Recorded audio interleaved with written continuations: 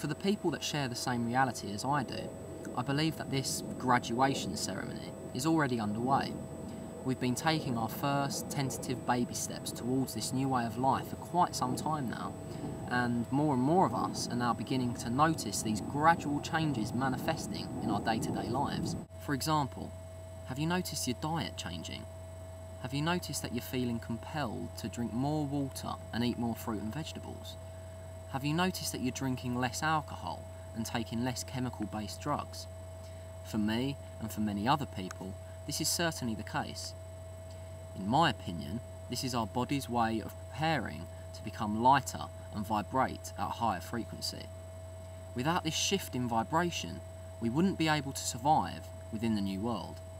And, of course, the body's going to have a hard time raising its vibration if it's bogged down with chemicals, processed meat, and no real sustenance. Also, have you noticed that you're finishing your friends' sentences off more and more often? Have you noticed that you can almost hear what the person next to you is thinking? Have you been having more shared dream experiences with your friends and family? Our sense of connectedness is skyrocketing as of late, and this is manifesting through heightened telepathic ability and heightened empathy and compassion for one another. I believe that these are some of the qualities of the new world starting to overlap with the old world as we get nearer and nearer to it. But, then again, you may not be feeling these things at all. And why is that? Well, there are lots of possible reasons. Maybe you haven't opened yourself up to it happening in the first place.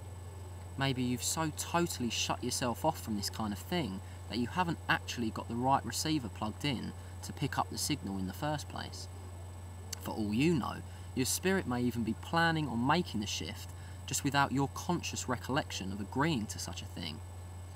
In that case, you may not experience any changes until the very final shift occurs. This is an important point.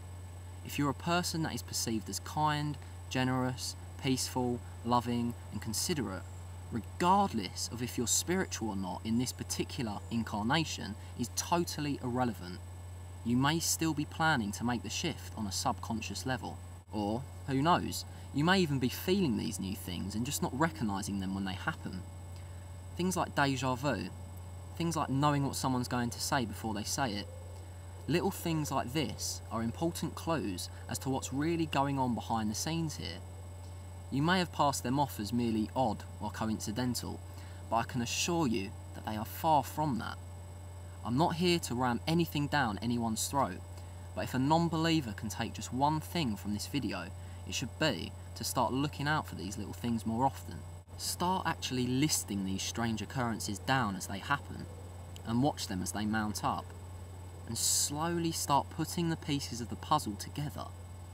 The bigger picture is always there, patiently waiting for you to come looking for it, but it will never come looking for you against your will, so it's truly up to you what path you decide to take.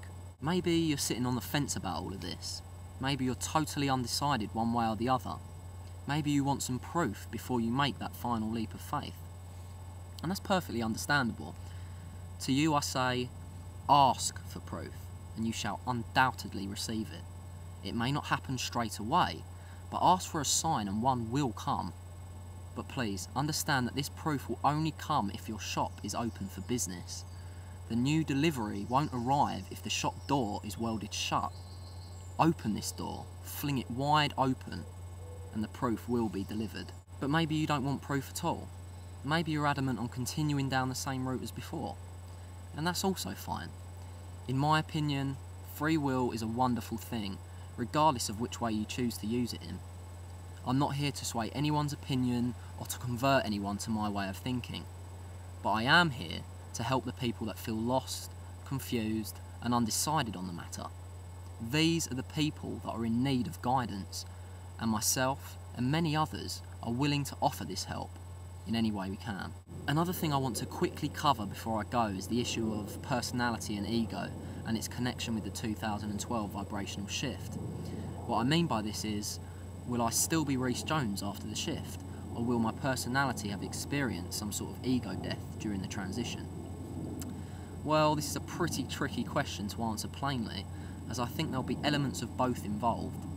I believe that residual personality traits will certainly stay with us over into the new world, but the overall awareness of our true, higher self will be greatly expanded upon. This expanded awareness will entail such things as regaining memories of past and future existences, and regaining a more direct connection with Source.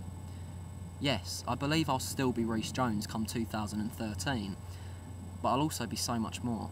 2012 is still a work in progress. We all need to continue making a concerted effort to make sure that this change happens as smoothly as it possibly can. And we can go about this by concentrating all of our efforts, every second of the day, on love, and nothing else. This may sound like an odd thing to say, but it's an absolutely crucial point to make. Love takes many different forms, and can be found in almost everything in life.